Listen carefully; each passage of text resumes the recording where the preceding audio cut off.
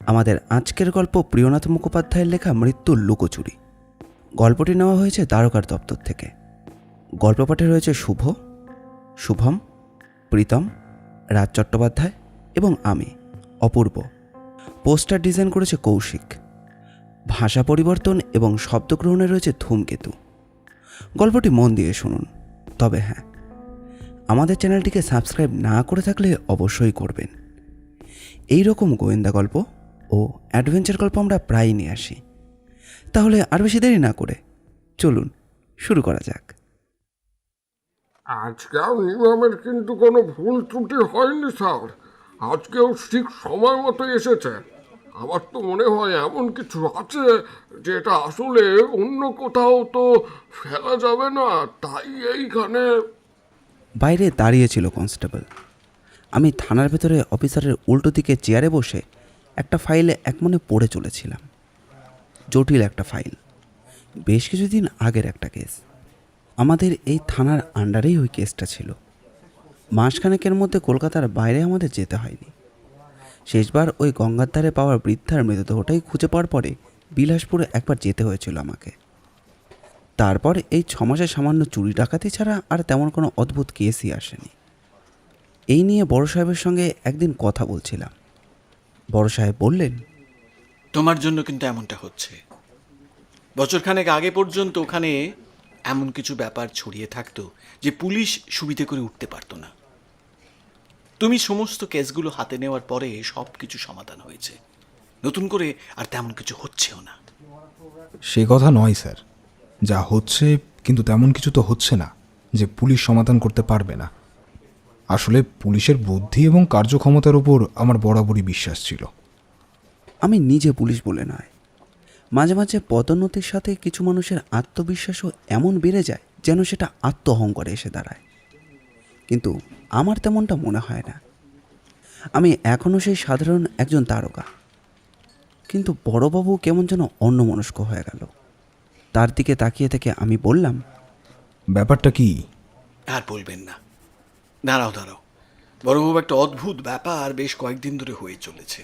থানার সামনে যে রাস্তাটা আছে, আমি রাস্তাটা দিয়ে একটু সামনের দিকে এগিয়ে গেলে একটা পুরনো বাড়ি আছে। কয়েকদিন ধরে লক্ষ্য করছি এই সকালের দিকে, মানে ওই 10টা কিংবা তার আগে নাগাদ এখান থেকে হাঁটতে হাঁটতে যায় একজন। তার হাতে জড়িয়ে থাকে একটা ওই সাদা রঙের প্যাকেট। প্যাকেটটা নিয়ে এসে হাত ঘোরাতে ঘোরাতে যায়। তারপর এই বাড়িটার কাছাকাছি গিয়ে ভাঙা পাঁচিলের ওপরে প্যাকেট আলগোছে ছুঁড়ে যায়, যেন কিছু একটা নোংরা ফেলে দিয়ে গেল। অদ্ভুত ব্যাপার, বুঝলেন? নোংরা আবর্জনা ফেলার জন্য অন্য জায়গা আছে, অথচ লোকটা ওটাই করবে প্রতিদিন। ওই বাড়িতে কেউ থাকে না। থাকলে নিশ্চয়ই এতদিনের মধ্যে একটা ধুন্ধুমার কাণ্ড লেগে যেত। আমার তো মনে হয় বাড়ির কোনো আবর্জনা ওইভাবে একটু একটু করে ফেলে দিয়ে যায়। সোনা দানা তো আর ফেলতে আসবে না এভাবে। কনস্টেবলের কথায় অফিসার হেসে উঠল। আর একজন কনস্টেবল ভেতরের দিকে এখনও দাঁড়িয়েছিল। সে কিন্তু হাসল না, বলল, প্রতিদিন একটা ওই সাদা রঙের প্যাকেট নিয়ে আসে তারকবাবু।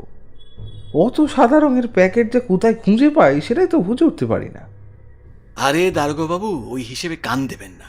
ওসব পাগলের কাজ। কত রকমের পাগল আছে। আমি একটা পাগলের কথা জানতাম। প্রতিদিন সকালে গঙ্গা স্নান করতে যেত।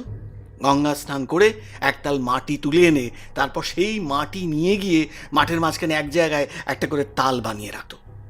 এই করতে করতে শেষে মাঠের মাঝখানে অনেক মাটি জমে গেছিল।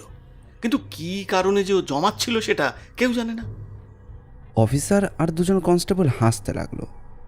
আমার হাসি পেল না। আমি চেয়ার ছেড়ে বাইরে এসে দাঁড়ালাম থানার সামনে। একটা ছোট রাস্তা চলে গেছে সামনের দিকে। এই রাস্তা ধরে পূর্ব দিকে গেলে বড় রাস্তার পশ্চিম দিকে কলিখুজির মতো ভেতরের দিকে গিয়ে ঢুকেছে। এখান থেকে কোনো বাড়িটারি দেখা যায় না। পাঁচিলটা এখানে ওখানে ভেঙে রয়েছে। রাস্তার দিকে যে পাঁচিলটা রয়েছে, এখান থেকে কাউকে কিছু ফেলতে হলে ভেবে চিন্তে ফেলতে হবে।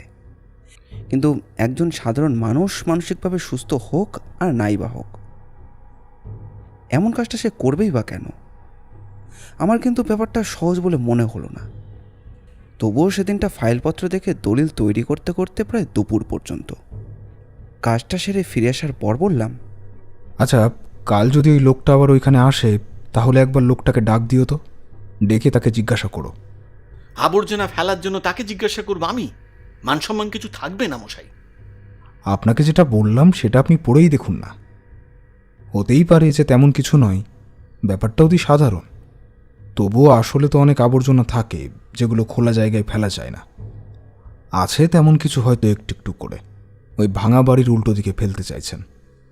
না না, তোমার দিক দিয়ে দেখতে গেলে কাজটা কিন্তু একদম ঠিক নয়।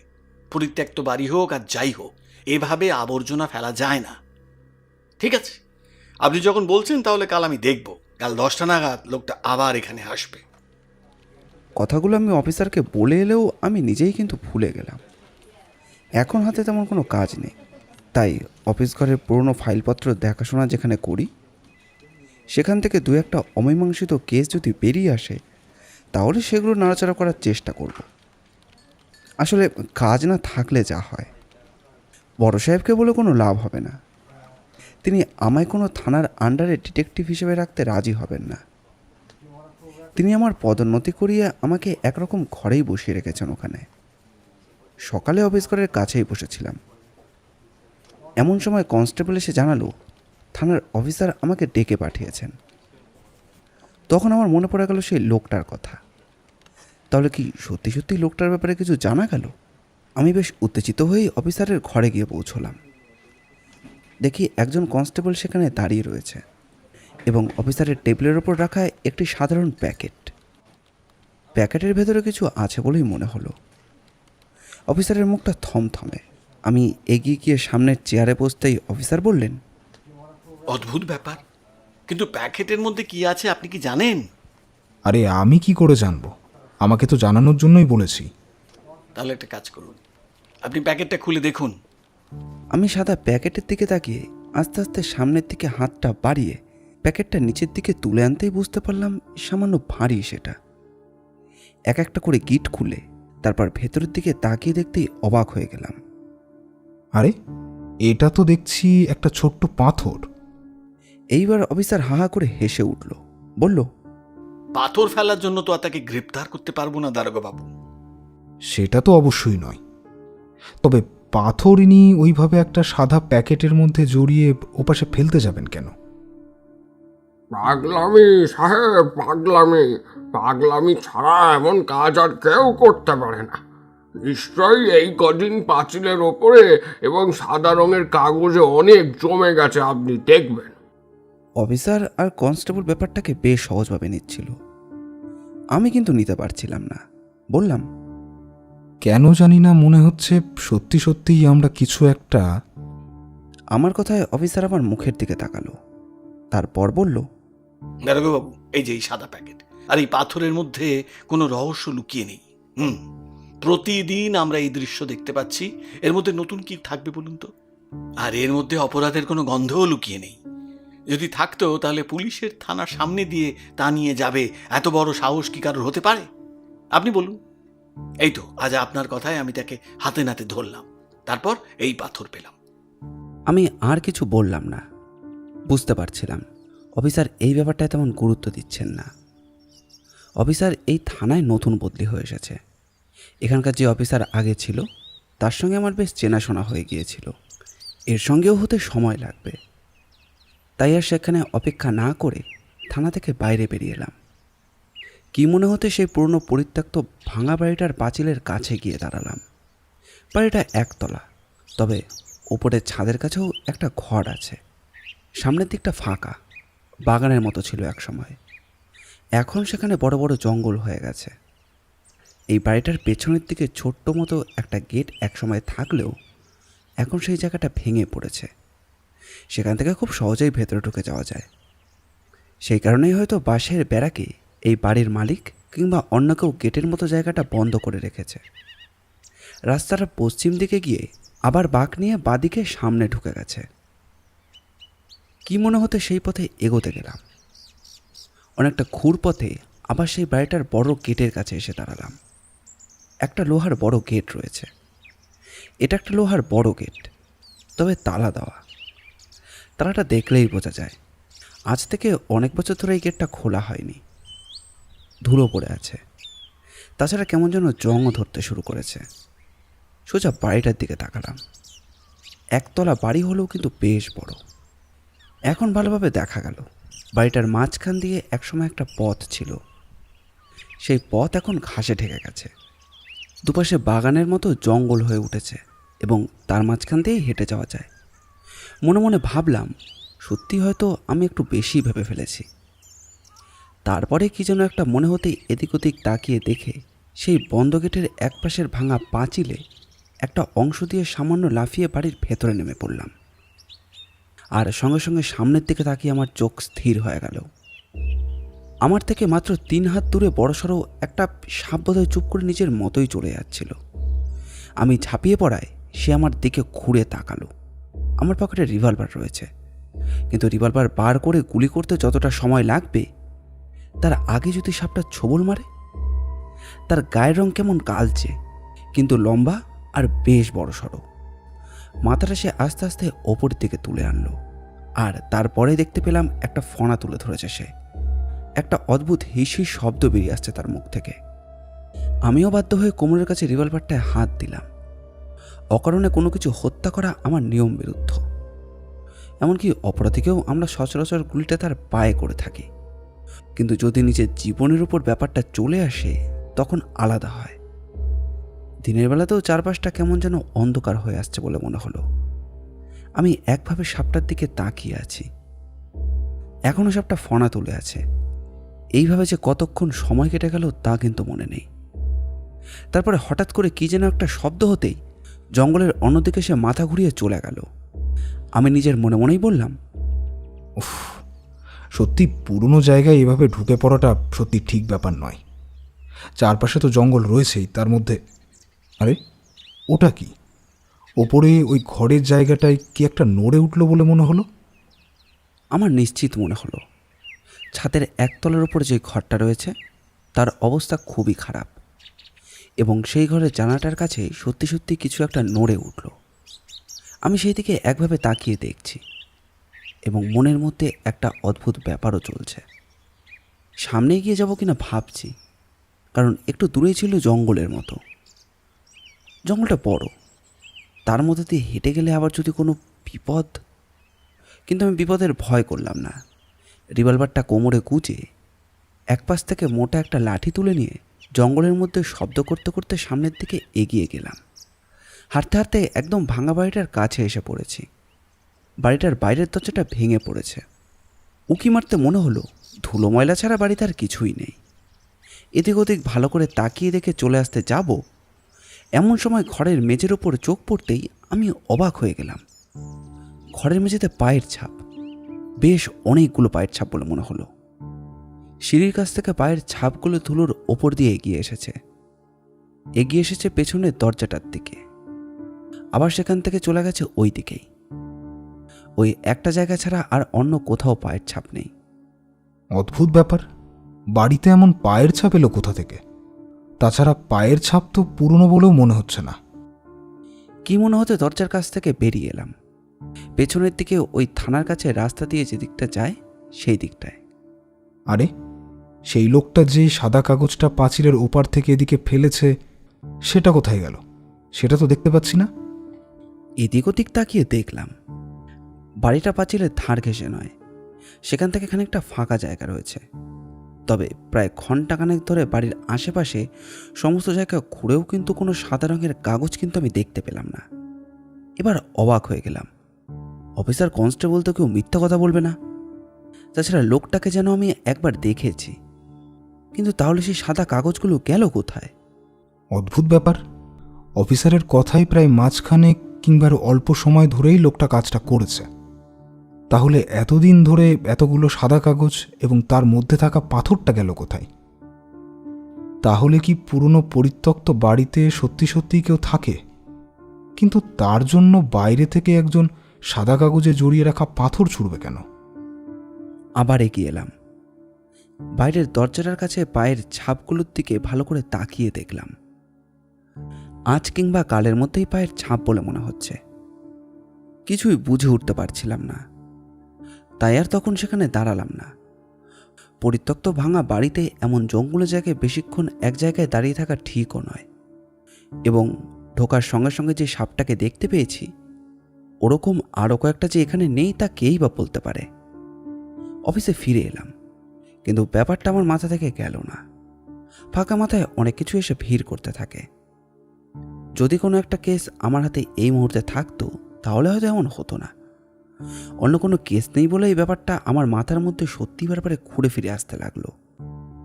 দুপুরে খাওয়া দাওয়ার পর একটা কাগজ নিয়ে বসলাম। অনিচ্ছার সঙ্গে সেই বাড়িটা এবং থানার সামনে আশেপাশে রাস্তার যেটুকু মনে আছে কাজ চালিয়ে নেওয়ার মতো একটা নকশা করে রাখলাম।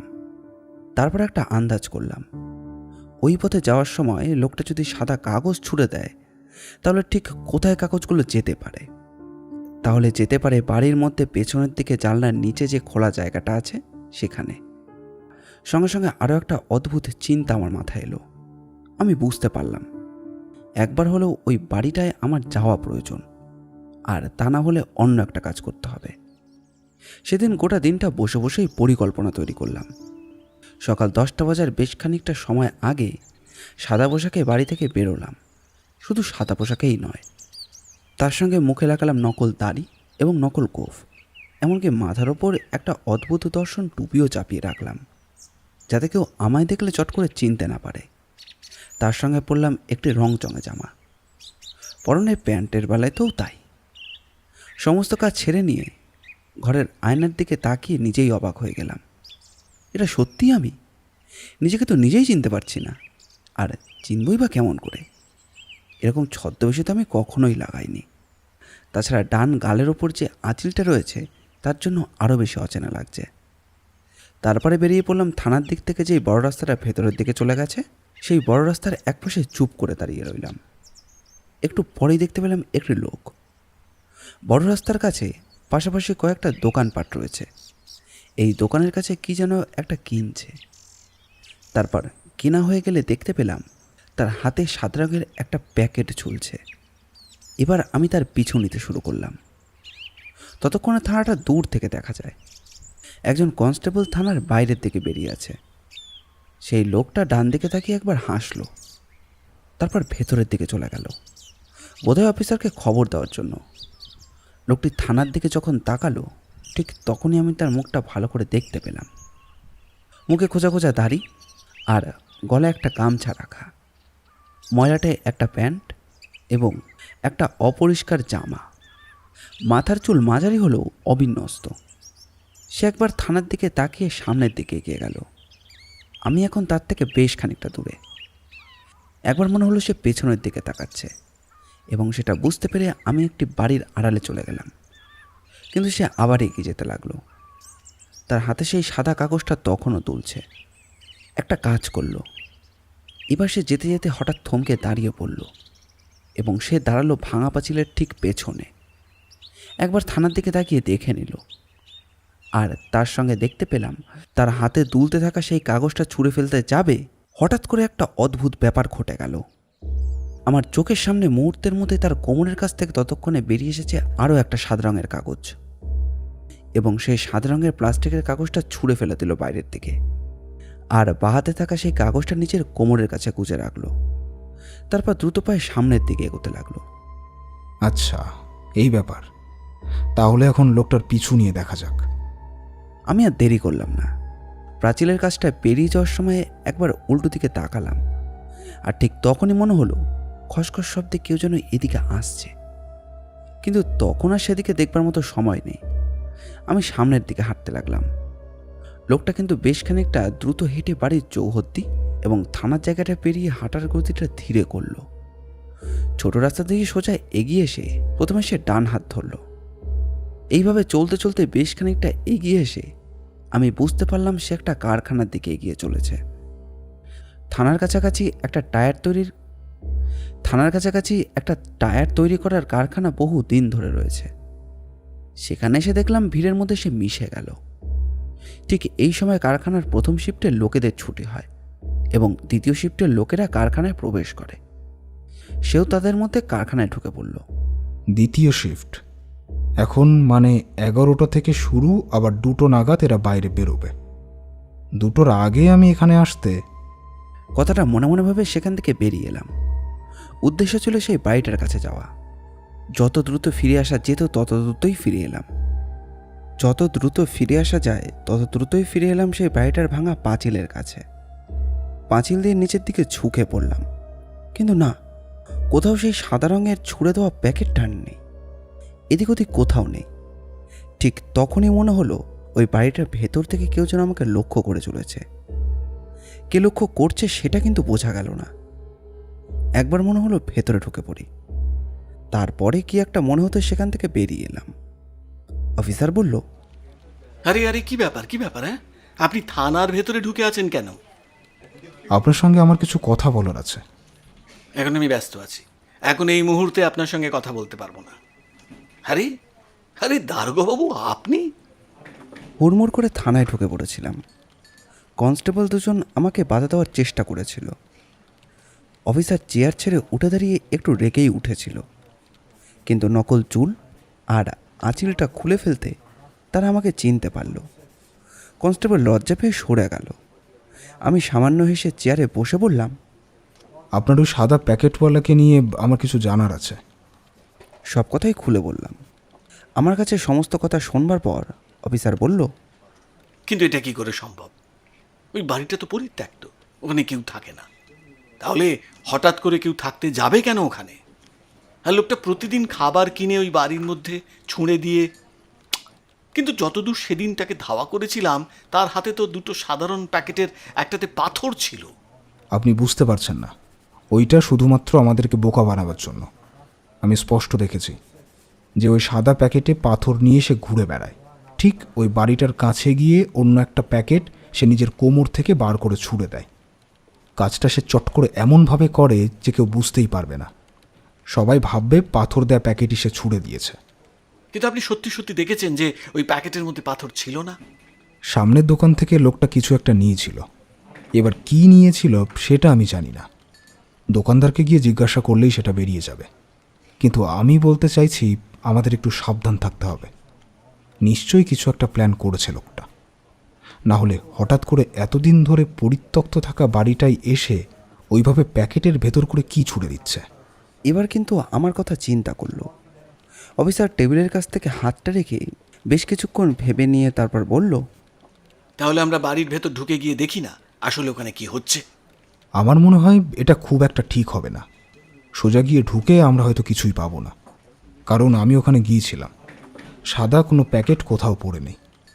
অথচ লোকটা যদি এতদিন ধরে সাদা প্যাকেট ওখানে ফেলে চলে গিয়ে থাকে, তার মধ্যে যদি পাথর থাকে, তাহলে সে প্যাকেটগুলো এখন গেল কোথায়? থুস, বড়বাবু সত্যি বলছি, বেশ কয়েকদিন ধরে লোকটা এই পথে যাচ্ছে আর প্রতিদিন তার হাতে ওই সাদা কাগজ থাকছে। তাহলে তাহলে সেটা গেল কোথায়? আমার কিন্তু অন্যরকম কিছু একটা সন্দেহ হচ্ছে। বড় সড়ো কোনো একটা জটলা ওই বাড়ির মধ্যে কেউ পাকাচ্ছে। কিন্তু তার জন্য আমাদের লোকটাকে দেখতে হবে। ওই বাড়ির মধ্যে যে আছে সে আমাদের কাউকে বাইরে থেকে দেখতে পেলেই সাবধান হয়ে যাবে। নিশ্চয়ই সেখান থেকে কোথাও পালাবার চেষ্টা করবে। তাই ওই পথে হাঁটা যাবে না। এখন কিন্তু আমার মনে হচ্ছে সত্যি সত্যি কোনো একটা ব্যাপার আছে।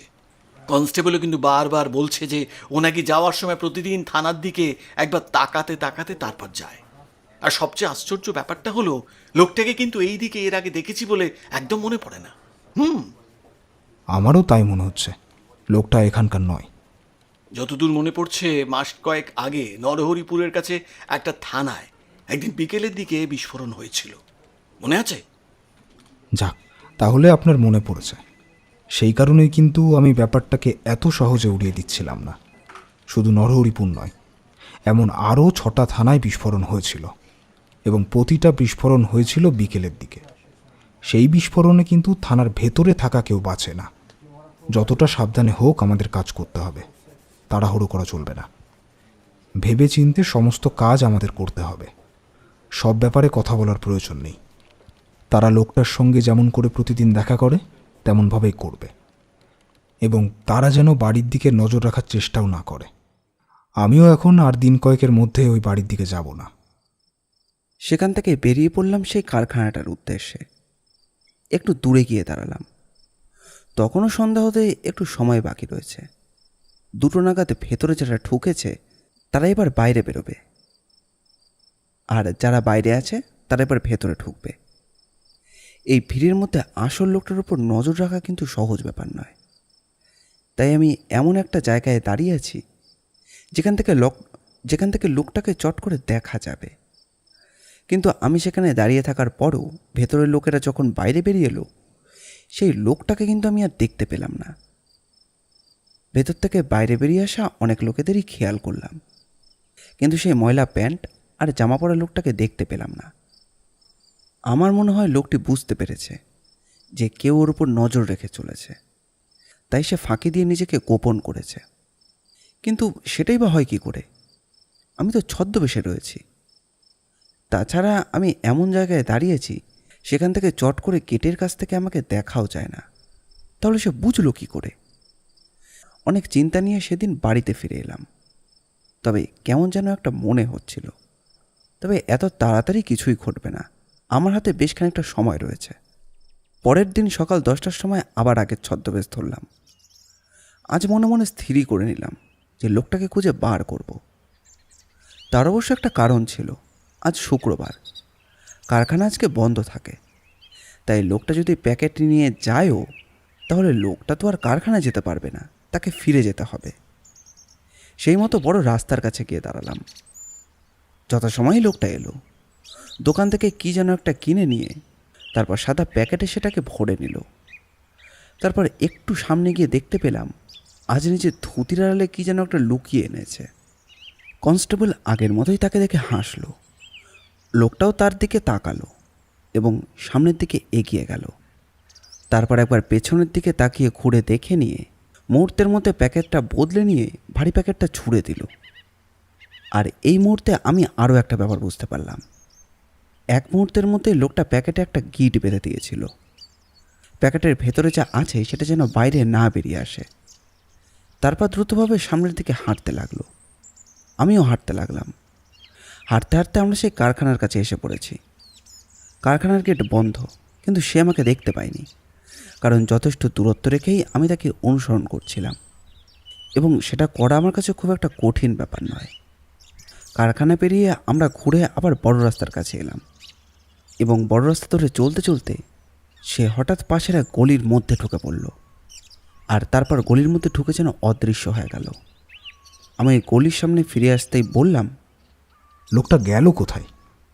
আমি গলির ভেতরে আরেকটু এগিয়ে গিয়েছি। এমন সময় কে যেন আমার উপর ঝাঁপিয়ে পড়ল। আমিও তৈরি ছিলাম। একটা শব্দ শুনেই পেছনের দিকে ঘুরে তাকালাম। তাকিয়ে দেখি লোকটা আমার উপর ঝাঁপিয়ে পড়েছে। তার হাতে একটা ছুরি, আর একটা হলে ছুরিটা আমার বুকের উপর এসে পড়তো। সঙ্গে সঙ্গে পেছনে ঘুরে লোকটা ছুরি ধরা হাতটা চেপে ধরলাম।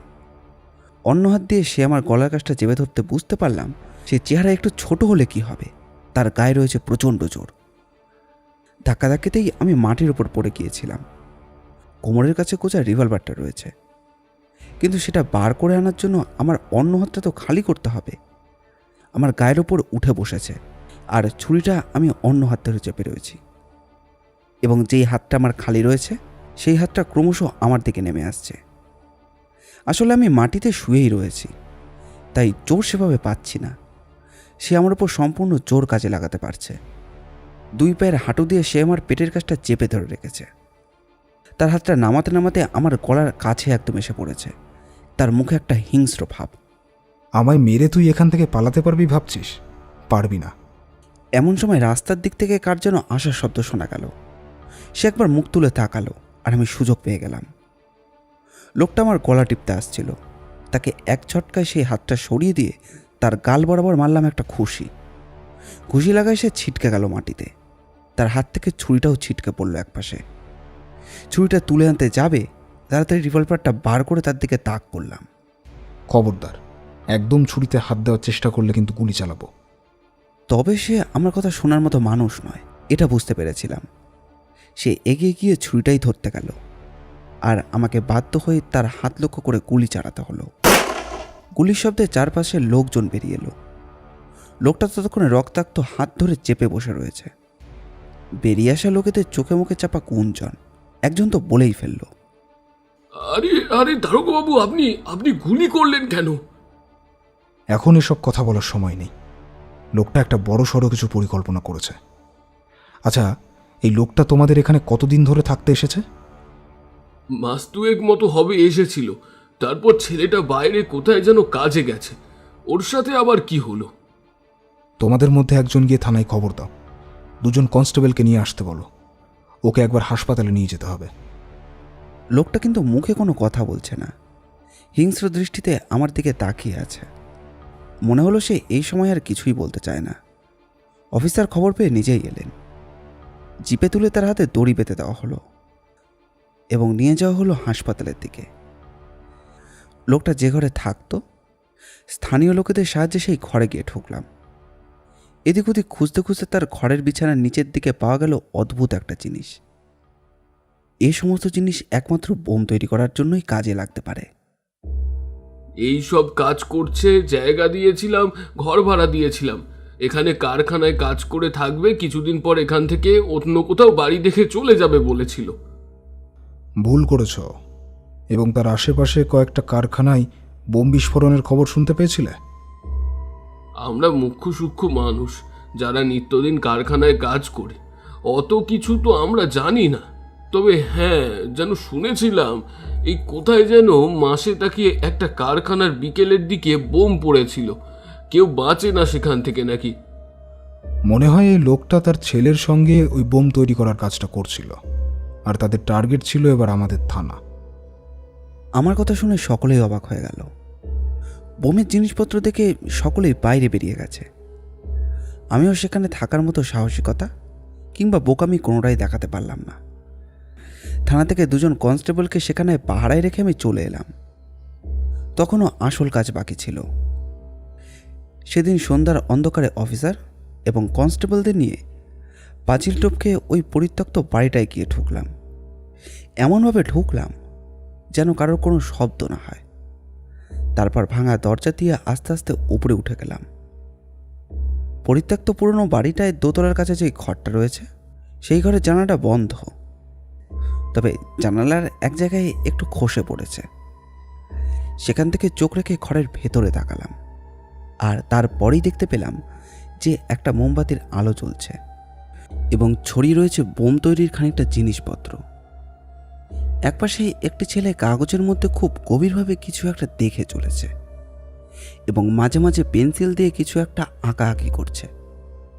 আমি আস্তে আস্তে অফিসারকে বললাম, ওর কাছে অস্ত্র থাকতে পারে, রিভলভার না হলে তো অন্য কিছু থাকতেই পারে। এবং বোম তৈরি যখন করেছে তখন ছোটোখাটো বন্দুক কিন্তু থাকাটা খুব একটা কঠিন নয়। কিন্তু দারোগাবাবু, বোম তৈরি করা কি এতটাই সহজ? সহজ নয়, কঠিন। কিন্তু একবার শিখে নিতে পারলে কাজটা তখন খুব একটা কঠিন বলে মনে হবে না। এতটা কঠিন বলেই তো 6 মাস অন্তর অন্তর একটা থানায় আক্রমণ করেছে। এইখানে মাসখানেক আগে এসেছে, তার মানে এখানে আক্রমণ করতে এখনো 2-3 মাস সময় লাগতো। তাই ওদের এখনো কিছু চুরি করে হয়ে ওঠেনি। যতই সম্ভব তবু সাবধান। কিন্তু এখন আমরা কি করব? এখন অপেক্ষা করব। যতদূর সম্ভব ঘরের ভেতরের দরজাটা ভেতর দিক থেকে বন্ধ আছে, তাই আমরা বাইরে থেকে ধাক্কা দিয়ে কিছুই করতে পারবো না। একবার সাবধান হয়ে গেলে তাতে বিপদ আরও বাড়বে। ওকে ঘুমিয়ে পড়তে দিন, তারপরে বলবো। কিন্তু ঘুমিয়ে পড়লেও তো আমাদের ভেতরে কিছু সমস্যা হবে, তাই না? আমি তাকে অপেক্ষা করতে বললাম। এরপর অপেক্ষা করল। কনস্টেবলদের ছড়িয়ে ছিটিয়ে রাখা হলো। বাড়ির সামনের দরজার কাছে একজন, পেছনের দিকে একজন, আর বাকি 2 জনের মধ্যে একজন রইল সিঁড়ির শেষ প্রান্তে, আর অন্যজন রইল উপরে দরজার কাছে। আমি আর অফিসার ভাঙা ছাদের একপাশে বসে অপেক্ষা করতে লাগলাম। অনেকক্ষণই অপেক্ষা করতে হলো। প্রায় মাঝরাতের দিকে কনস্টেবল এসে চুপি চুপি জানালো, এইবার আমাদের ভেতরে ঢুকতে হবে। তোমরা সবাই এক জায়গায় হও, আর ওই দরজাটা ভাঙতে হবে। দরজা ভেঙে সঙ্গে সঙ্গে কিন্তু সবাই সামনের দিক থেকে সরে যাবে। বুঝতে পারলাম এমন একটা অদ্ভুত অবস্থার মধ্যে এর আগে আমাদের পড়তে হয়নি। আমাদের সামনে যা রয়েছে তার মধ্যে একটা আস্ত বোম পর্যন্তও থাকতে পারে, আর সেটা যদি কোনোভাবে সে ছুটতে পারে তাহলেই বিপদ। কি করব কিছুই বুঝতে পারছিলাম না। আমার জন্য অফিসার এবং কনস্টেবল তৈরি হয়ে অপেক্ষা করছিল। তবে আর দেরি করলাম না। এগিয়ে গিয়ে দরজার উপর একটা ধাক্কা দিতেই ঘরের ভেতর ফরফর করে একটা শব্দ হলো, তবে দরজাটা যতটা শক্ত ভেবেছিলাম ততটা কিন্তু নয়। একটা ধাক্কা মারতে হুড়মুড় করে ভেঙে পড়ল এবং সঙ্গে সঙ্গে কনস্টেবলদের টর্চগুলো গিয়ে পড়ল সামনের দিকে। আর এবার আমরা সামনাসামনি দেখতে পেলাম সেই ছেলেটাকে।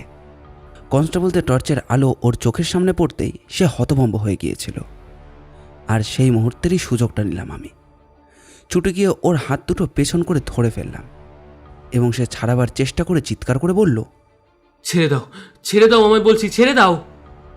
কিন্তু একবার যখন তাকে ধরতে পেরেছি তাকে কি আর ছাড়ি? অফিসারের সঙ্গে তাকে তুলে নিয়ে ঘর থেকে বাইরে বেরিয়ে এলো।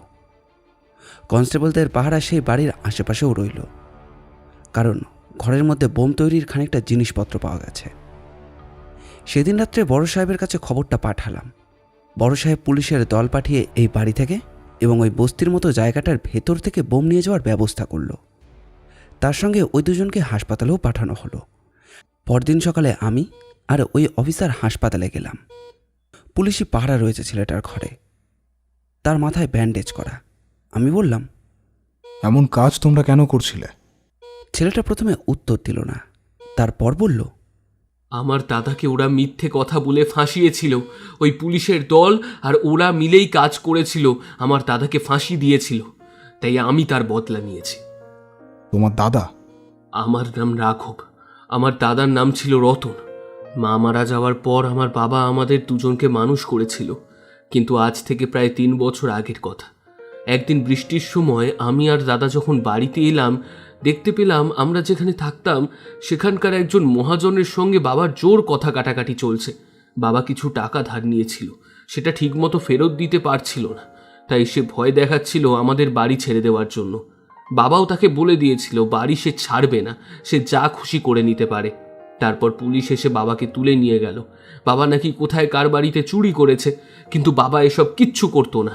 তারপরে সেদিন রাত্রে আমাদের দুজনকে ওরা মারতে মারতে বাইরে বার করে দিল। পুলিশের কাছে গেলাম, কিন্তু কোনো লাভ হলো না, পুলিশ ওদেরকে কিচ্ছু করলো না। কয়েক মাস পরেই বাবাকে যখন ছাড়লো, তখন বাবার অবস্থা খুব খারাপ। দাদা সহ্য করতে পারলো না, সমস্ত কিছু রাতের বেলা সেই মহাজনের বাড়িতে ঢুকে ছুরি দিয়ে তাকে মারতে গেল, তাকে মারলো, কিন্তু পুরোপুরিভাবে সে মরল না। আবার দাদাকে ধরে নিয়ে গেল, বিচারে দাদার ফাঁসি হয়ে গেল। আমরা কিচ্ছু করতে পারলাম না। আমার কাছে কোনো টাকা নেই, মহাজনের কাছে আছে। তখনই আমি ঠিক করেছিলাম এর বদলা আমি নেব। যে পুলিশের জন্য এমন হয়েছে সেই পুলিশদের আমি ছাড়ব না। তারপরেই কি তোমরা বোম তৈরি করা শেখো? বাবা বোম তৈরি করতে জানে না, আমি একটা দলের সাথে থেকে বোম তৈরি করতে শিখেছিলাম। তাদের বেশ কিছু কাজের সাহায্যও করেছিলাম। তারপর যখন সম্পূর্ণটা শিখে যাই, তখন সেখান থেকে চলে আসি এখানে। বোম তৈরির জিনিস জোগাড় করতে বেশ সময় লাগে, তারপর সময় লাগে সেটা তৈরি করতে। আমি পুরোপুরি ভালোভাবেই জিনিসটা না জেনে চলে এসেছিলাম, তাই আমার আরও সময় লাগে। তাই আমরা এমন একটা জায়গা খুঁজছিলাম যেটা থানার কাছাকাছি হবে, অথচ সেখানে সহজে কেউ আসবে না। সেখানে আমি থাকতাম, বাবা সেখানে কোনো কাজের ব্যবস্থা করত। তারপর প্রতিদিন সকালে আমায় খাবার দিয়ে বাবা চলে যায়। তার মানে প্রতিদিন সাদা কাগজে তোর বাবা তোকে খাবার দিচ্ছিলেন? খাবার দিয়ে যেত এবং তার সঙ্গে সঙ্গে মাঝে মাঝে আমার দরকার হতো, তাই দিয়ে আসতাম। তবে সমস্যাটা হলো পুলিশের চোখে দিয়ে পড়তে হবে, কারণ ওই পুরনো গাড়িটা থানার কাছে, তাই বাবা অন্য একটা প্ল্যান করেছিল। কিন্তু কাজটা তো তোমরা ঠিক করোনি। তোমাদের সাথে যা হয়েছে তা অন্যায় হয়েছে, কিন্তু তাই বলে তোমরা এমন কাজ করে বসবে সেটাও তো ঠিক কথা নয়। শাস্তি তোমাদের হবে, আইনের হাতেই তোমরা শাস্তি পাবে। ছেলেটা হাসল, ওর মুখে একটা অদ্ভুত হাসি। কিন্তু এখন একজন কনস্টেবল এসে বলল, তাড়াতাড়ি আসুন, তাড়াতাড়ি আসুন, ওই বেডে রোগী কেমন করছে। আমরা তাড়াতাড়ি ছুটে গেলাম। দেখি ওই লোকটা যাকে প্রথমে গ্রেপ্তার করা হয়েছিল সে কেমন যেন করছে, ওর মুখ থেকে ফেনা বেরিয়ে আসছে। অদ্ভুতভাবে তার গোটা শরীরটা যেন মোচড়াচ্ছে। তখন ডাক্তারকে ডাকা হলো। ডাক্তার এসে বলল শরীরে যেন কোনোভাবে বিষ প্রবেশ করেছে। আমাদের চোখের সামনেই ধরফর করতে করতে সে মারা গেল, তাকে আর বাঁচানো গেল না। হঠাৎ করে আমার কি মনে হতে ছুটে গেলাম পাশের ঘরে, আর সেখানে ঢুকতেই বিছানার দিকে তাকিয়ে আমার চোখ স্তব্ধ হয়ে গেল। ওর মুখে একটা অদ্ভুত হাসি, চোখ দুটো শান্তভাবে আমাদের দিকে তাকিয়ে, কিন্তু তার মুখের পাশ থেকেও ফেনা বেরিয়ে এসেছে। দুজনেই তো এরা দেখছি আত্মহত্যা করলো, কিন্তু কিভাবে আর কেন? কিভাবে আত্মহত্যা করলো সেটা পরে জানা গিয়েছিল। তাদের হাতে অদ্ভুত রঙের একটা বালা ছিল, সেই বালার মধ্যেই বিষ জাতীয় কিছু একটা লাগানো ছিল। সেই বিষ মুখে প্রবেশ করাতেই এমনটা হয়েছে। হাসপাতালে ভর্তি করানোর সময় তাড়াহুড়োয় তাদের সেভাবে পরীক্ষা করা হয়নি। যদিও এটা অফিসারেরই দায়িত্ব ছিল, আমি হাসপাতালে ভর্তি করাতে আসিনি। সেখান থেকে অফিসে ফিরে এলাম। গোটা রাত ধরে ভাবলাম ওই দুজনের কথা। একটা থানা পুলিশের সামান্য ভুলের জন্য মোটে 4টে থানায় ওভাবে বিস্ফোরণ হয়েছিল। গত পুলিশ অফিসারের সঙ্গে যে সাধারণ মানুষও মারা গিয়েছিল তার কোনো কমতি নেই। তবে আমাদের থানার অফিসার সেই ব্যাপারটা হেসে উড়িয়ে দিয়েছিল। যদি আমার সন্দেহ না হতো তাহলে হয়তো আমাদের থানারও সেই একই অবস্থা হতো, এবং সেটা আর বলে দিতে হয় না। তবে মনে মনে একটা কথা ভেবে চমকে উঠলাম। যদি ব্যাপারটা কারোর নজরে না আসতো আর বোমা বিস্ফোরণের দিন সকালে হয়তো আমি কোনো কাজে সেই থানার মধ্যেই গিয়ে রয়েছি এমন ব্যাপারটা হতো, তাহলে কেমন হতো তার আর উত্তর পেলাম না। একবার গোটা গাটা যেন শিরশির করে উঠল।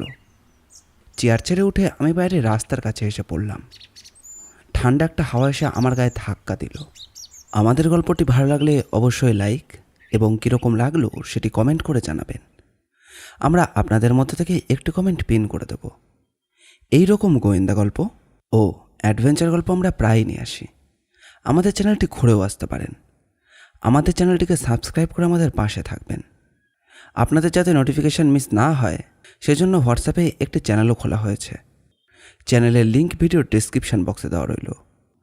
আপনাদের ভালোবাসা একান্ত কাম্য। ধন্যবাদ।